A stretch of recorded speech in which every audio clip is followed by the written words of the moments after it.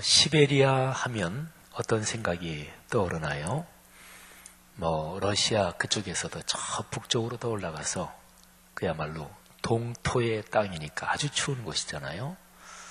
근데 저는 시베리아 그러면 거기에 부활, 그리고 사랑, 그리고 용서 이런 단어들이 저한테는 먼저 이렇게 머릿속에 연상이 돼요. 시베리아 그 추운 영구 동토의 땅이 저한테 그런 연상을 불러일으키는 까닭이 소설책 2권 때문에 그래요. 하나는 솔제니친이라는 러시아의 반체제 작가였죠. 옛날에 러시아가 공산 소련이었을 때. 솔제니친이 쓴 소설 중에서 이반 데니소비치의 하루 이런 책이 있습니다. 그 책은 제가 대학교 때 읽었는데 시베리아의 어떤 강제노동 수용소에서 그 이반이라는 사람에게서 하루 동안 일어난 일을 쓴 거예요. 참 감동적으로 읽었어요. 저는 그 소설을 읽고 나서 그 다음부터 배축국을 굉장히 좋아하게 됐어요.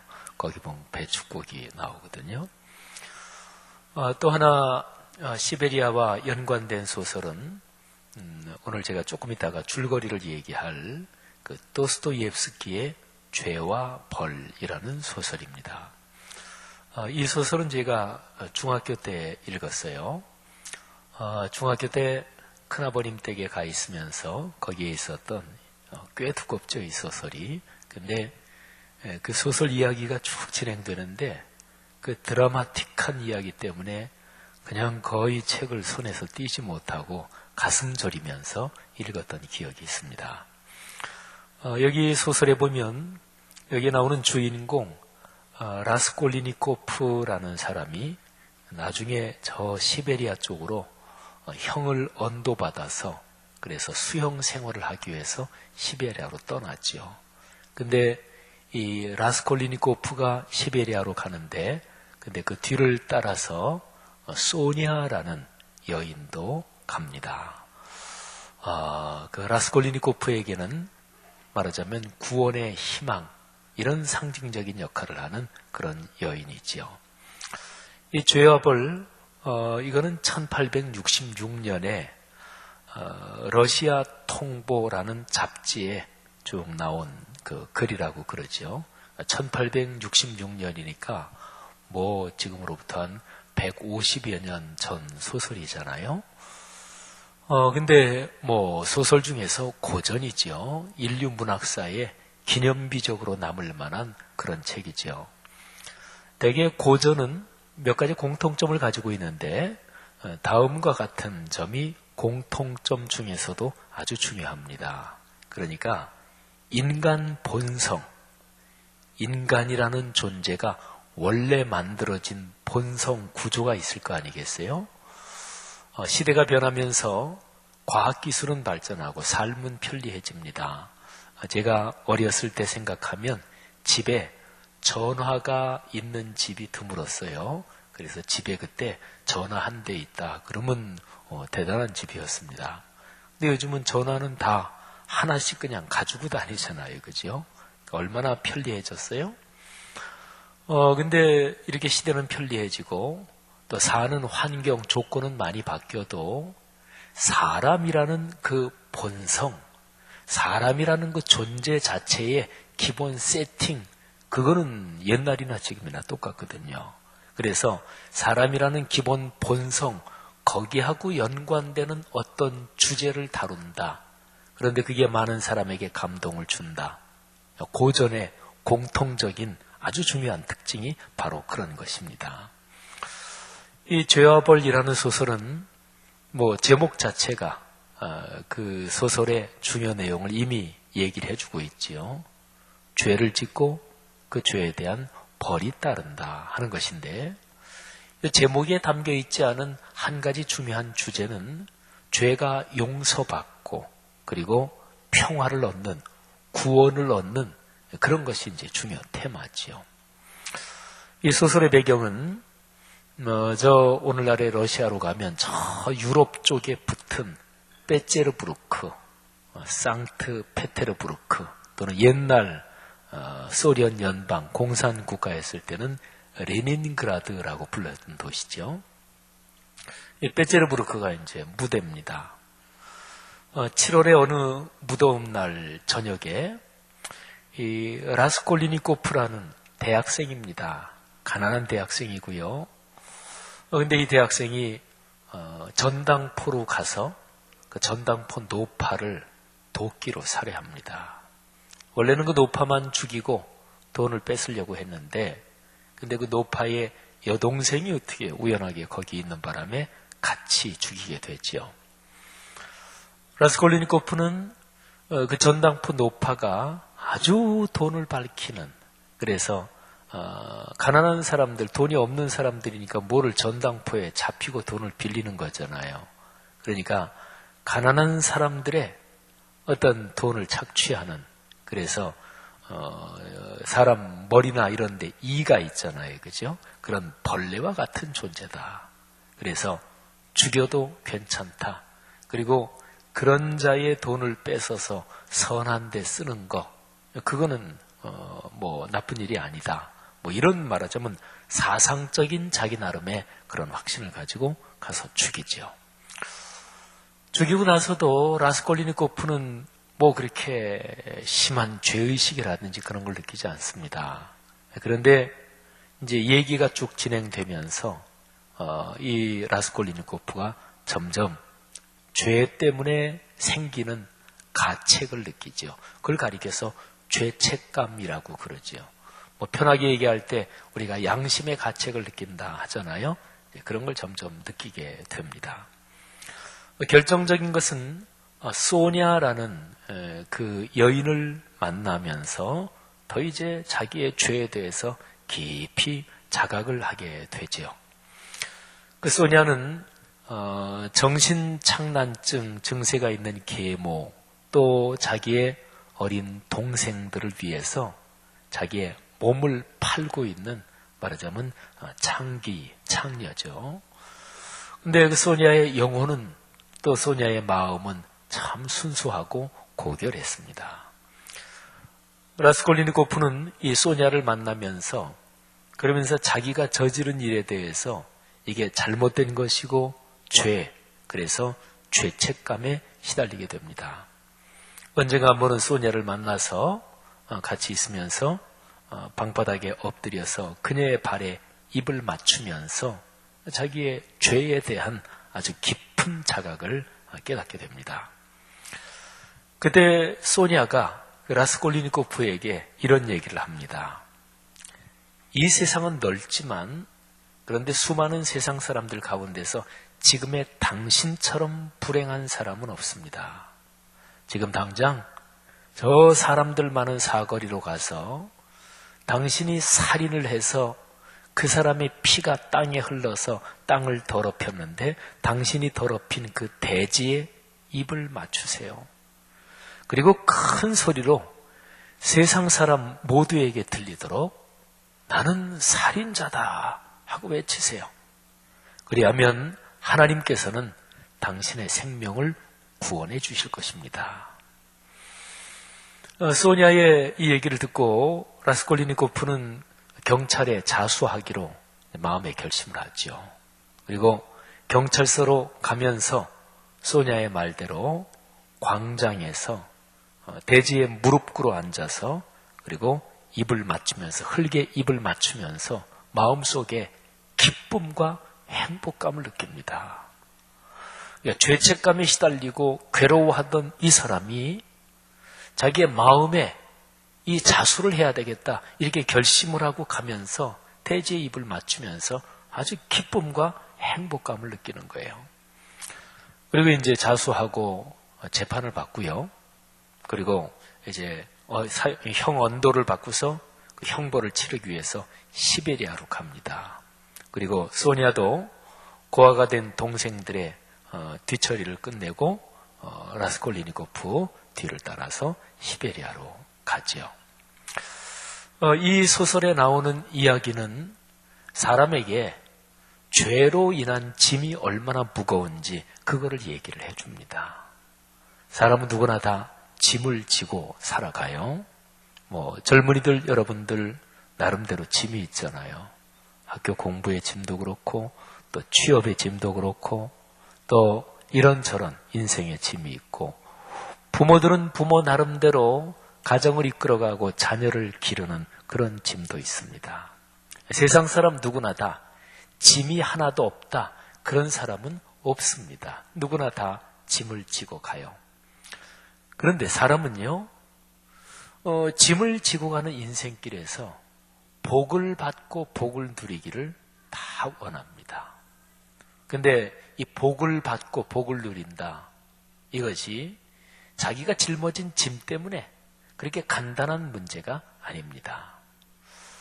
그리고 또 하나 중요한 것은 이 복이라는 게 뭐가 복이냐? 그리고 어떤 사람이 복이 있는 사람이냐? 여기에 대한 게 사람마다 차이가 있다 그런 거죠. 그래서 복인 줄 알고 따라갔는데 아닌 경우도 있습니다. 또 어떤 사람을 보면서 저 사람처럼만 되면 참 진짜 좋겠다. 그 사람을 복받은 사람으로 보는 거죠. 근데 나중에 시간이 지나고 나서 그렇지 않은 경우, 그 사람이 사실은 비참한 인생이다. 사실은 어리석은 인생이다. 이렇게 판명이 날 때도 있지요. 그러니까 세상 사람들이 복이라고 생각하는 게 진짜 복이 아닌 경우가 많은 거예요. 그래서 이런 질문을 던져야 돼요. 뭐가 도대체 복인가? 이 질문하고 당연히 연관된 거라고 볼 수 있겠지만 누가 복이 있는 사람인가 하는 거죠. 인류 동서고금을 막론하고 모든 문화권 그리고 모든 인종 종족에는 복을 비는, 복을 간구하는 그런 언어 표현이 다 있습니다. 새해 되면 새해 복 많이 받으세요. 이런 것부터 생일을 축하하고 축복하고 하는 게 다 복하고 연관이 되어 있습니다. 그런데 도대체 무엇이 복인가? 어떤 사람이 복 있는 사람인가? 이게 이제 중요하다는 거죠. 성경 말씀에 복에 대한 구절이 많습니다. 아니, 많은 정도가 아니라 성경은 제일 처음 책인 창세기부터 제일 마지막 책인 요한계시록까지 중심축이 몇 개 있는데 그 중에 하나가 복이다. 이렇게 얘기할 수가 있어요.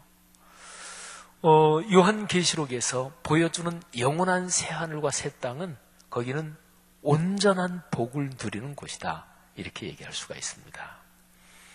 근데 성경에 하나님이 천지를 창조하시면서 사람에게 복을 주시고 그리고 창조한 모든 세계를 축복하기 위해서 일곱째 날 안식하시면서 거기에 복을 걸어 놓으십니다. 하나님이 창조한 세상은 보시기에 참 아름다운 세상이었고 그리고 복받은 그런 장소, 시공간이었죠. 근데 그 복이 깨져요. 뭐 때문에? 죄 때문에 깨집니다. 오늘 제가 설교하는 이 주제에서 아주 중요한 단어, 죄.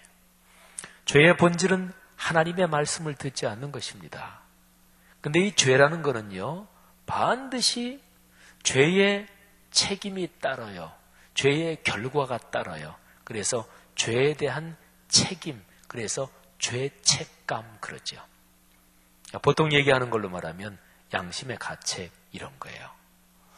그러니까 죄를 지으면 그 사람의 마음과 영혼이 죄에 대한 책임감, 양심의 가책에 시달려요. 어떤 사람은 그거를 느끼지 못하고 인식하지 못하는 경우도 있기도 해요. 근데 그런 경우에도 그 사람의 마음과 영혼은 자기는 느끼지 못할지 몰라도 마음과 영혼은 계속해서 망가져 가고 있는 거예요. 사람의 몸의 병을 생각해 보세요. 손가락 끝을 어디 칼에 베인다. 그러면 이거는 금방 자각하지요. 아프고 아리잖아요. 느껴진단 말이에요. 근데 몸속에서 어떤 병이 자라는데 그게 느껴지지 않을 때가 있어요. 사람이 앓는 병은 다 자각 증상이 있는 게 아니에요. 어떤 경우는 계속해서 몸에서 병이 깊어지고 몸이 심각하게 망가지는데도 통증이 없고 자각 증상이 없는 그런 병도 있습니다. 그래서 병원에 가서 진찰해 보니까 그러니까 벌써 뭐 심각한 병이 벌써 몇 기다 뭐 이렇게 진단이 나오기도 하잖아요. 근데 죄로 인한 죄책감, 죄가 아직 해결되지 않았을 때 그것이 정신과 영혼 또는 어떤 사람의 존재 자체에 미치는 심각한 이 병적인 증세도 그와 비슷합니다. 알아차릴 수 있고 느낄 수 있으면 그거는 무엇보다 행복한 거예요. 그건 알아차리고 느끼니까 빨리 해결될 가능성이 더 있는 거니까. 근데 알아차리지 못하더라도 지금 말씀드린 것처럼 속에서는 영혼이 망가지고 정신이 망가지고 있는 거죠. 생명을 갖고 존재하는 사람으로서 누구나 다 인생의 짐을 짊어지고 가는데 가장 무거운 짐, 커다란 짐이 무엇일까요? 그걸 성경은 죄의 짐이라고 그러는 거예요. 예수님께서 사람들이 사는 모습을 보시고 인생은 짐을 짊어지고 가는 존재다 이렇게 표현하신 구절이 있어요. 그러니까 누구나 다 예외 없이 인생이라는 것은 짐을 짊어지고 가는 거예요. 마태복음 11장 28절에 기록된 말씀이에요. 수고하고 무거운 짐진 자들아 다 내게로 오라. 내가 너희를 쉬게 하리라. 여러분 여기서 중요한 게 있습니다. 예수님이 짐을 안 지고 가는 비결을 얘기해 주겠다. 그렇게 말씀하지 않으셨어요. 짐은 어차피 있는 건데 근데 그 짐을 가볍게 지는 방법, 내 짐은 가볍다. 내게 와서 배워라 말씀하시거든요. 자, 어쨌든요. 짐을 해결해 주신대요. 그래서 복 중에서 가장 커다란 복이 무엇인가? 짐 중에서 가장 커다란 짐이 죄의 짐이라 그랬잖아요. 그죠? 그러니까 거꾸로 얘기하면 복 중에서 가장 커다란 복은 죄의 짐이 해결되는 복입니다. 죄의 짐이 해결돼야 된단 말이죠. 아마 여기 있는 분들 누구나 다 살아오면서 어떤 양심의 가책이나 일을 잘못하고 또는 누구한테 잘못을 저지르고 또는 죄를 짓고 나서 이 마음의 고통 이런 거에 시달려 본 사람이 다 있을 거예요. 그냥 아주 간단하게 얘기하면 친한 친구가 있는데 내가 그 친구한테 실수를 했어요. 그 친구에 대해서 누구한테 어떻게 얘기하다 보니까 험담을 했다든지 아니면 그 친구가 야, 너 이거는 꼭 너한테만 얘기하는 거니까 절대로 다른 사람한테 얘기하지 마. 그런데 어떻게 내가 그것도 입이 굉장히 가벼운 애한테 어떻게 얘기를 해버렸어. 그래서 소문이 돌았어요. 아유, 내 친한 친구인데 얼마나 미안해요. 그것 때문에 이걸 어떻게 해결하지? 마음이 불편하고 걱정되고 그랬는데 어떻게 그 친구를 어디서 만났는데 아이고 저 이제 나한테 뭐라 그러겠다. 그런데 그 친구가 먼저 야 걱정하지 마. 너 지금 내 문제 얘기한 것 때문에 너 괜히 나 슬슬 피하고 그런 거지? 야 괜찮아. 그럴 때 얼마나 마음이 가벼워져요. 죄의 짐은 해결돼야 돼요. 죄의 짐을 짊어지고 가면 이게 영혼과 정신이 병들고 그리고 사람의 영혼, 정신, 육체는 이 세 개가 다 연관이 돼 있어요. 그래서 심각하게 고민하면 몸이 아프죠. 그죠? 이게 다 연결되어 있다는 증거예요. 성경 말씀 가운데서 시편에 참회의 시라고 불리는 6편의 시가 있어요. 우리가 지금 사순절 기간을 보내고 있어요. 그런데 교회 오랜 전통으로 사순절 기간에 많이 묵상하고 또 그 구절을 암송하면서 하나님의 뜻을 생각한 그 6개의 참회의 시가 있어요. 시편 31편은 그 중에 하나입니다. 근데 그 시에서 1절, 2절을 보면 이러이런 사람이 복이 있다 이렇게 얘기를 하고 있어요. 누가 복이 있느냐? 그거 정확히 아는 게 중요하다 그랬잖아요. 자, 1절, 2절에 다음과 같이 기록이 되어 있습니다. 허물의 사함을 받고 자신의 죄가 가려진 자는 복이 있도다. 마음에 간사함이 없고 여호와께 정죄함을 당하지 아니하는 자는 복이 있도다. 아멘. 허물, 죄를 말하죠. 이거는 용서를 받아야 해결돼요. 그런데요, 성경적인 가장 근본적인 원리는 죄의 대가, 죄의 결과, 죄의 싹은 뭐냐? 죄의 싹은 사망이에요. 그러니까 죄가 제대로 성경적인 원리대로 해결되려면 죽어야 돼요. 그런데요, 죄를 지은 사람, 그 자신이 죽지 않고 하나님이 죄를 용서해 주시는 거예요. 그게 바로 십자가의 원리예요. 여러분과 내 죄 때문에 예수 그리스도께서 십자가에 달려 돌아가셨고, 그리고 십자가의 보혈의 공로로 죄를 지은 우리가 죄가 해결되려면 죽어야 되는데 예수님이 대신 돌아가신 것 때문에 우리는 죽지 않고 죄가 용서받는 거예요. 그래서 여기 1절에서 뭐라고 얘기했냐면 죄가 가려진 자가 복이 있다. 이렇게 표현한 게 바로 그거예요. 가려졌다. 예수 그리스도의 십자가로 우리의 죄가 가려져서 하나님께 용서를 받는 거예요. 중요한 게 있어요. 마음에 간사함이 없다. 2절에 나오는 표현이죠. 마음에 간사함이 없어야 돼요. 그 얘기는 정직하다는 얘기죠.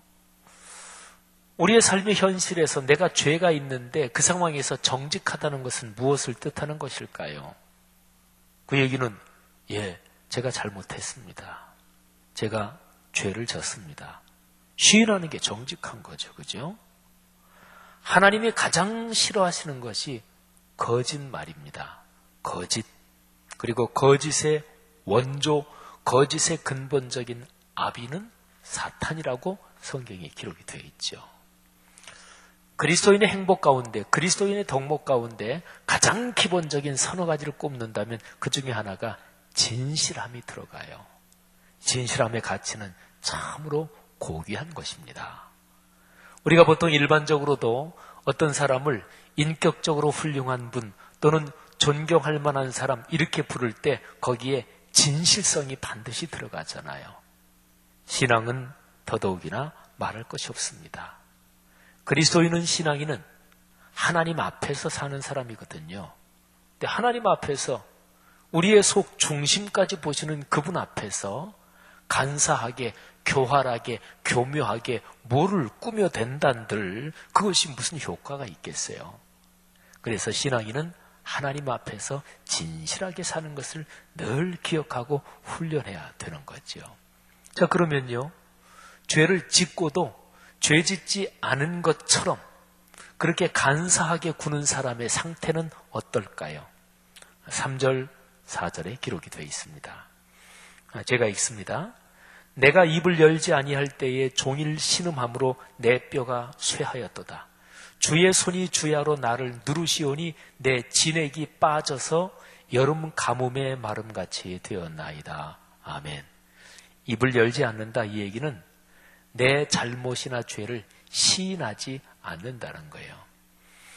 그럴 때 그 사람의 영혼은 고통을 당합니다. 아닌 척해도 소용없습니다. 겉으로는 멀쩡한 것 같고 또 양심이 무디어져서 내가 별로 느끼지 못하고 괜찮다고 얘기할지라도 그의 영혼과 그리고 정신의 속사람은 계속 망가져가는 거예요. 그래서 종일 신음합니다.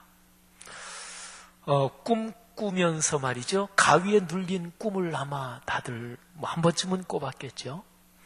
그리고 꿈에서 어디서 도망가려고 그러는데 그런데 발이 떨어지지 않고 그리고 빨리 움직여야 빨리 도망가잖아요. 그런데 이상하게 슬로우 모션으로 잘 이게 움직여지지 않고 또 뭐에 꽉 눌린 것처럼 죄를 자백하지 않았을 때 오늘 여기 시편에서 이 시인은 말하기를 주의 손이 나를 누르고 있어서 내 뼈가 진액이 빠져서 여름 가뭄에 마름같이 되었나이다. 이렇게 표현하고 있어요.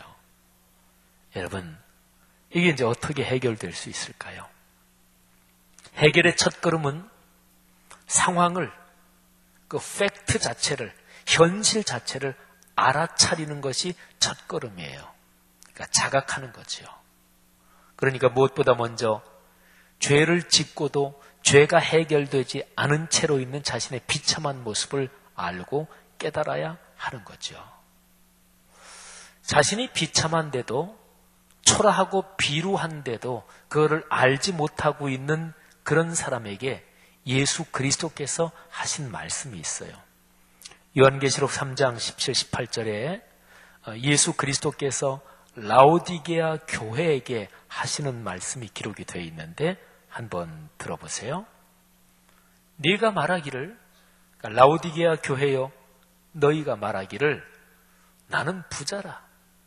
부요하고 부족한 것이 없다 하나 내 곤고한 것과 벌거벗은 것을 알지 못하는도다. 내가 너를 권하노니 내게서 불로 연단한 금을 사서 부요하게 하고 흰옷을 사서 입어 벌거벗은 수치를 보이지 않게 하고 안약을 사서 눈에 발라 보게 하라. 그러니까 라오디게아 교회는 자기의 비참한 상황에 대해서 자각 증상이 없는 그런 교회였습니다. 자, 보세요. 자신의 곤고함을 깨닫는 사람이 복이 있습니다. 일반적인 얘기로도 지피지기면 백전백승이다 이런 얘기를 하잖아요. 그러니까 삶에서 행복하려면 제일 먼저 나를 알아야 돼요. 나를 합리화시키거나 정당화시키거나 또는 포장하지 말고 나를 진지하게 살피면서 나를 직시할 줄 알아야 돼요. 그래서요, 자신의 곤고함을, 자신의 죄 지은 상태를 깨닫는 사람이 복이 있습니다. 오늘 시편 말씀에서 5절이 핵심적인데요. 5절에는 마치 보석이 3개가 있는 것처럼 5절 한 절에 아주 중요한 3가지 내용이 담겨 있습니다. 첫째는 죄인이 자기의 상황을 자각하고 결단하는 것. 두 번째는 죄인이 행동으로 옮겨서 회개하는 것. 그리고 마지막 3번째는 주님께서 용서하시는 것. 자, 먼저 첫 번째로 죄인이 자기의 곤고함을 알아차려요. 그리고 마음으로 결단하고요. 그리고 자기가 자기에게 말합니다. 소리를 내서 자기에게 말한다는 거예요. 이렇게 말합니다. 내가 이르기를 내 허물을 여호와께 자복하리라. 자기가 깨달은 거예요. 내가 비참하구나. 그래서 자기가 자기에게 얘기하는 거예요. 내가 하나님께 내 죄를 자백해야지. 자, 이게 첫 번째 단계입니다. 두 번째 단계는 그런 마음의 결단, 그리고 자기가 자기에게 얘기하는 것을 실행으로 옮깁니다. 바로 회개하는 거지요. 회개는 하나님 앞에 나가는 거지요. 그리고 회개 이후에 행동과 삶이 쭉 변화돼 갈 텐데 그 제일 첫걸음이 바로 회개입니다. 그러니까 회개는 변화를 위한 모든 행동의 모태와도 같다. 이렇게 얘기할 수 있습니다. 여기 시편 32편 5절 가운데 부분에 이렇게 표현이 되어 있어요. 주께 내 죄를 아뢰고 내 죄악을 숨기지 아니하였더니. 이 사람이 주님께 자기의 죄를 자백한 거예요. 입을 열어서 주님, 제가 잘못했습니다. 제가 범죄했습니다. 제 욕심이 그럴 일을 저질렀습니다. 그러면서 주님 앞에 자기의 죄악을 숨기지 않고 말씀드린 거예요. 자, 세 번째는 주님의 용서가 이어집니다. 주님께서 그렇게 회개하고 자백한 사람의 죄를 용서하시는데 중요한 표현이 있습니다. 곧이라는 표현이에요. 그러니까 자백하자마자 곧 용서하십니다. 여러분, 자백하고 회개했다는 것은 구체적인 생활의 변화가 아직은 있지 않은 것이고 회개하고 나서 그 다음부터는 이제 생활이 변할 거 아니겠어요, 그죠? 그러니까 어떻게 보면 구체적인 행동의 변화가 실제적으로 따르기 전에 그 바로 전 단계로 회개하고 내 마음을 주님 앞에 말씀드리는데 그때 이미 용서하시는 거예요. 이걸 가리켜서 은혜라고 그래요. 여러분, 무엇이 복인가요? 근데 무엇이 복인가? 이거는 복을 깨뜨리는 게 무엇인가? 이거를 알면 무엇이 복인지 알 수 있어요. 복을 깨뜨리는 거, 죄. 그러면 복은 죄를 해결하는 데서 시작하는 거예요. 이 죄가 하나님과 우리 사이를 멀어지게 만들어요. 근원적인 복은 주님과 같이 있는 거거든요. 사랑하는 사람 사이에서 제일 행복한 거는 뭐예요? 같이 있는 거잖아요. 그러니까 신앙에서 제일 행복한 것은 하나님과 함께 있는 거예요. 근데 죄가 그 길을 막아요. 이사야서 59장 1, 2절에 이런 기록이 있습니다. 여호와의 손이 짧아서 구원하지 못하심도 아니요 귀가 둔하여 듣지 못하심도 아니라 오직 너희 죄악이 너희와 너희 하나님 사이를 갈라놓았고 너희 죄가 그의 얼굴을 가리어서 너희에게서 듣지 않으시게 함이니라. 아멘. 그러니까 죄가 하나님과 우리 사이를 갈라놓고 죄가 사람과 사람 사이를 갈라놓고 죄가 갈등과 싸움과 불화를 유발시키고요. 미움을 증폭시키는 거죠. 이 죄가 해결되면 미움, 갈등, 싸움 이런 게 해소되면서 용서, 평화, 관용, 사랑, 기쁨 이런 가치, 이런 덕목이 커지는 거지요. 여러분, 하나님의 용서는 우리가 우리 죄를 깨닫고 자백할 때 그때 위대한 하나님의 용서가 발생합니다. 요한일서 1장 9절에 이렇게 기록이 되어 있습니다. 만일 우리가 우리 죄를 자백하면 그는 미쁘고 의로우사 우리 죄를 사하시며 우리를 모든 불의에서 깨끗하게 하실 것이요. 아멘. 용서가 복입니다. 그러니까 죄의 용서를 통해서 하나님 아버지의 품에 안기는 것, 그래서 주님 손 붙잡고 동행하는 것, 이게 복이지요.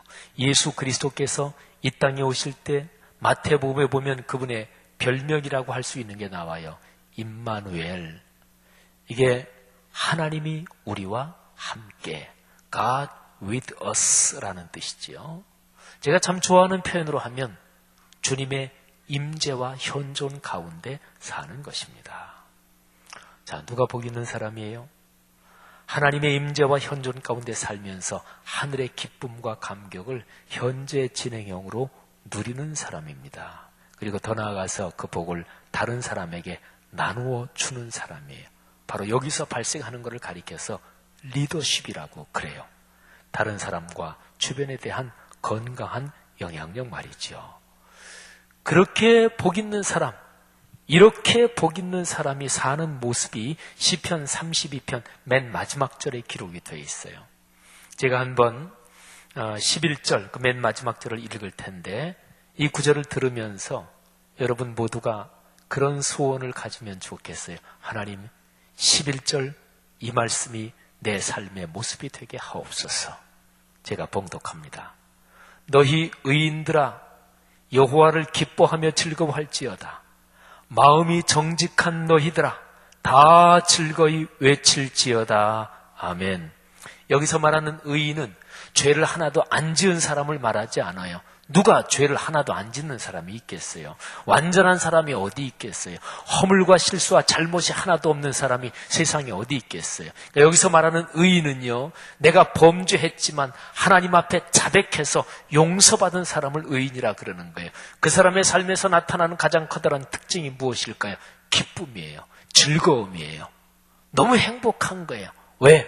내가 죄를 지었는데 죄책감에 시달렸는데 그런데 그게 용서받고 하나님의 품에 안겼으니까 행복하고 기쁜 거죠. 이게 그리스도인의 삶의 가장 커다란 두세 가지 특징 중에 하나입니다. 사랑하는 젊은이들이요, 또 사랑하는 형제 자매들이요, 그리스도인으로서 걸어가는 우리의 인생길에 바로 이렇게 복 있는 사람의 멋진 특징이 평생 이어지기를 주님의 이름으로 축복합니다. 죄의 짐을 해결하고 그리고 하나님이 우리의 죄를 용서하시고 우리를 사랑하시며 우리 인생길에 동행하신다는 이 사실을 굳센 믿음으로 부여잡고 삶의 어떤 어려움에도 절대로 밀리지 말고 용감하게 걸어가는 그리스도인이 되시기를 바랍니다. 기도하십시다. 이 시간에 들은 말씀 붙잡고 우리 다 같이 한번 잠시 동안만 기도하겠습니다. 그리고 바로 이어서 우리가 오늘 창립 51주년 감사 예배로 드리는데 거기에 연관된 간단한 세레모니를 하겠습니다. 각자 말씀을 붙들고 잠시 기도하겠습니다. 하나님 아버지, 은혜를 진심으로 감사합니다. 오늘 말씀을 듣고 말씀에 우리 자신을 드리며 이 시간에 기도합니다. 아버지 하나님, 우리의 삶에서 우리가 주 앞에 지은 죄 또는 이런저런 삶의 허물들 그냥 끌어안은 채로 걸어가지 않겠습니다. 아버지 앞에 자백하고 그리고 용서받은 기쁨으로 삶의 길을 걸어갈 수 있도록 아버지여 축복해 주옵소서. 하나님 아버지, 그래서 우리 그리스도인의 삶에서 기쁨, 감사, 즐거움이 넘치게 하옵소서. 하나님, 그것이 큰 힘이 되게 하옵소서. 이 세상에 우리 그리스도인의 삶에 감격과 즐거움을 막으려는 어떤 것도 두려워하지 않고 넉넉하게 넘어서도록 아버지께서 이끌어 주옵소서. 귀한 젊은이들 축복하시며 하나님의 백성들을 축복해 주시옵소서. 감사합니다. 축복합니다. 이 귀한 공동체 하나님의 시간 터치하시고 안수하여 주옵소서. 거룩한 영으로 충만케 하옵소서. 감사합니다. 주님, 이 시간에 우리가 주 앞에 드린 간절한 기도 응답하신 것을 믿습니다. 감사합니다. 예수님 이름으로 기도 올립니다. 아멘. 자, 이 시간에 우리 창립 51주년 하나님께 감사하면서 우리 간단한 세레모니를 하겠습니다. 우리가 올해 한 사람을 꼭 마음에 품고 그 사람이 예수 그리스도를 알게 되도록 우리가 기도하겠습니다. 그래서 올해 우리 교회는 전체적으로 1인 1 전도 운동을 합니다. 언제부터인가 모르게 한국 교회에서 전도 그러면 부담스러운 단어가 되어버렸습니다. 전도가 개인의 실적으로 변질됐고 또 저 같은 목회자들의 업적으로 변질되기 시작했습니다. 네, 전도는 주 예수 그리스도께서 이 땅에 오신 목적이고 여기 앉아있는 여러분들이나 저 누군가가 우리에게 복음을 전했기 때문에 모태신앙도 마찬가지죠. 누군가가 우리 부모님께 복음을 전했기 때문에 영원히 죽을 자리에서 구원받아 하나님의 자녀가 됐죠. 우리도 누군가에게 복음을 전할 책무가 있는 거죠. 그래서 우리가 이분을 내가 꼭 오래 품고 기도하겠습니다. 성령께서 우리가 기도할 때 그 사람이 어떤 상황, 어떤 계기로든 예수 그리스도를 만날 수 있는 길을 열어주실 것입니다. 그 사람을 품고 기도하는 것 자체가 전도예요. 그걸 현수막에 쭉 이름을 적은 거를 우리 뒤에서 앞으로 들고 나올 텐데 우리 620장 우리 찬송가 여기에 모인 우리 1절을 부르면서 쭉 뒤에서 앞으로 들고 나오도록 하겠습니다.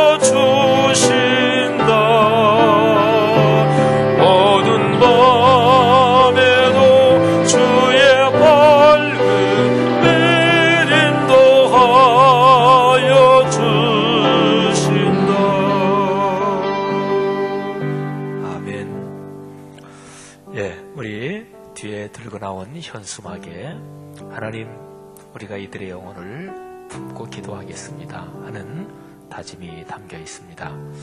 우리 저와 여러분이 교회 설립 51주년을 맞이해서 하나님 앞에 감사하는 결단을 교독의 기도로 하나님 아버지 앞에 올려드리도록 하겠습니다. 우리 한번 헌신한 의미로 다 자리에서 일어서시겠습니다. 우리 앞으로 좀 더 나오시죠. 이 기도문을 교독하면서 이 기도문 내용에 우리의 진실한 감격과 또 고백이 담길 수 있으면 좋겠습니다. 주여, 이 기도한 대로 우리가 그렇게 살겠습니다. 우리를 도우시옵소서. 우리 아버지이신 삼위일체 하나님, 희년 후 첫 해까지 51년을 걸어 우리 공동체 모두가 이 자리에 있게 하시니 감사합니다.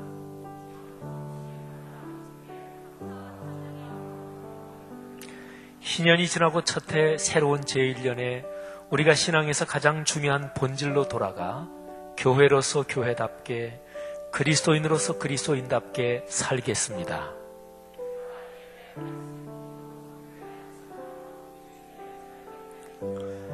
땅끝까지 가서 복음을 전하라는 예수 그리스도의 크나큰 명령에 순종하여 우리가 복음을 전할 사람들을 주님께 아뢰며 봉헌하오니 성령으로 이끌어 주옵소서.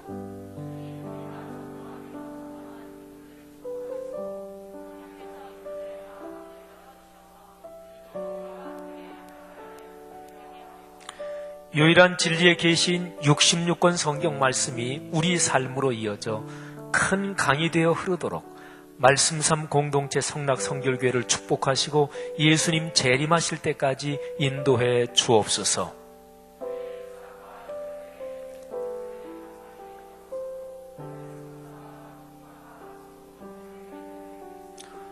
오늘 모든 감사와 찬송을 주님께만 올려드립니다. 홀로 영광 받으소서.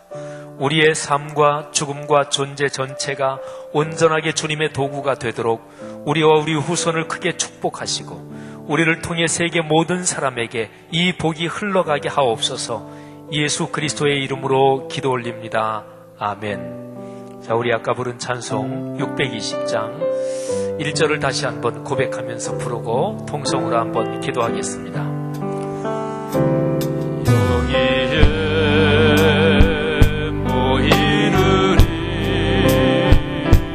주의 은총 받은 자여. 우리 헌신으로 손을 한번 들고 찬양하면서 이 자리에 함께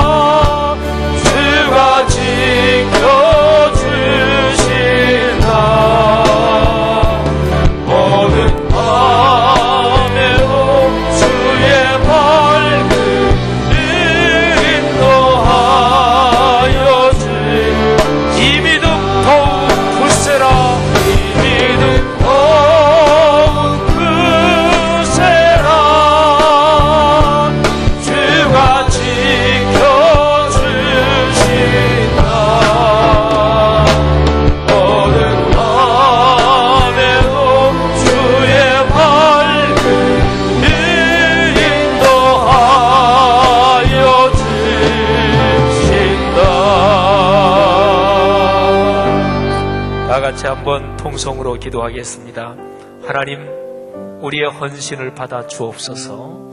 하나님, 말씀삼 공동체가 새로운 제1년을 시작하며 걸어갑니다. 하나님 아버지, 이 교회 앞에 늘 붙는 카피처럼 말씀이 삶으로 이어져 흐르는 오늘날 한국교회가 다시 한번 열어갈 이 출구 한가운데서 싸우니 하나님 우리를 축복해 주옵소서. 특별히 하나님 젊은이 공동체 싱크를 축복하시고 하나님의 말씀이 오늘도 삶에서 작동한다는 것을 체험하는 귀한 젊은이들 되게 하옵소서. 인류 역사에는 오늘날보다 더 힘들었던 시대들이 많았습니다. 그 시대들 중에서도 하나님의 말씀은 작동했고 하나님의 그 말씀을 부여잡고 산 성도들이 있었습니다. 하나님, 우리 싱크 공동체를, 말씀삼 공동체 성락성결교회 전체를 그렇게 하나님의 말씀이 작동하는 거룩한 흐름 한가운데 세워주시고 그 체험으로 걸어가게 우리를 축복해 주옵소서. 다같이 간절한 마음으로 통성으로 주님 앞에 기도합니다. 하나님 아버지, 은혜를 감사합니다. 성령으로 우리를 축복하시고 하나님의 능력으로 이 시간에 성령으로 감싸주시고 터치해 주시고 하나님께서 지금까지 이끌어주신 하나님의 놀라우신 은혜에 감사와 영광을 올려드립니다. 우리의 공동체 전체를 하나님의 은총으로 주시는 간절히 완전히 서나갈 수 있도록 하나님 도우시고 인도하여 주시옵소서. 하나님 귀한 청년 공동체를 세우시고 하나님의 선하신 뜻과 섭리가 있어서 하나님께서 이루시고자 하시는 놀라우신 은혜가 하나님의 공동체 가운데 온전히 드러날 수 있도록 하나님 도와주시고 인도하여 주시옵소서. 하나님 간절히 소망합니다. 하나님 우리 청년들을 통하여 하늘의 놀라운 일을 행하여 주시고 하나님께서 이 땅에 이루시고자 하시는 하늘의 놀라우신 은혜가 이 공동체 가운데 온전히 이루어질 수 있도록 인도하여 주시옵소서. 온전히 주님을 바라봅니다. 주님께만 영광이 되게 하여 주시고 이 공동체가 다시 한번 새로워지고 다시 한번 결단하는 귀한 시간이 될 수 있도록 주님 인도하여 주시옵소서. 온전히 주님을 바라봅니다. 홀로 영광 받아 주시옵소서. 오 주님만 영광 받아 주시옵소서.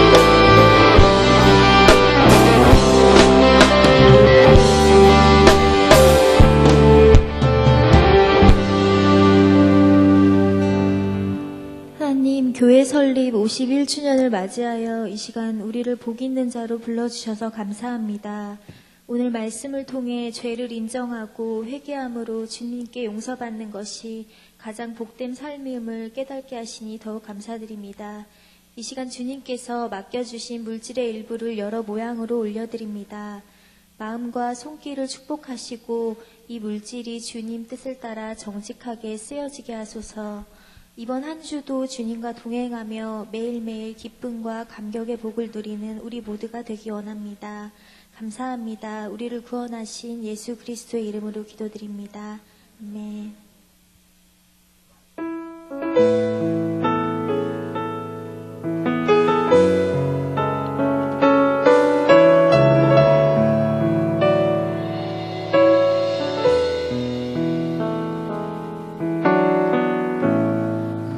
왼쪽에 가슴마다 이분은 그리스도를 심어 이 땅에 부르고 부른 그리스도의 계절이 오게 하소서. 오게 하소서. 오게 하소서. 이 땅에 하나님의 나라가 이루어지게 하옵소서. 모든 사람의 마음과 교회와 가정에도 하나님 나라가 임하게 하여 주소서. 주의 청년들이 예수의 품을 끄고 이를 구원의 환상을 보게 하소서. 한 손에 복을 들고 한 손에 사랑을 들고 온 땅 구성 누리는 나라 되게 하소서. 주의 청년들이 예수의 품을 끄고 이루 구원의 환상을 보게 하소서. 한 손에 복을 들고 한 손에 사랑을 들고 온 땅 구성 누리는 나라 되게 하소서.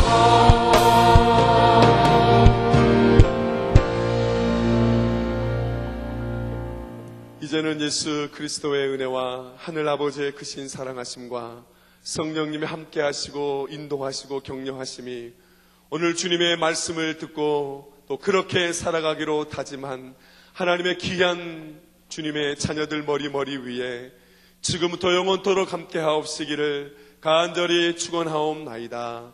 아멘.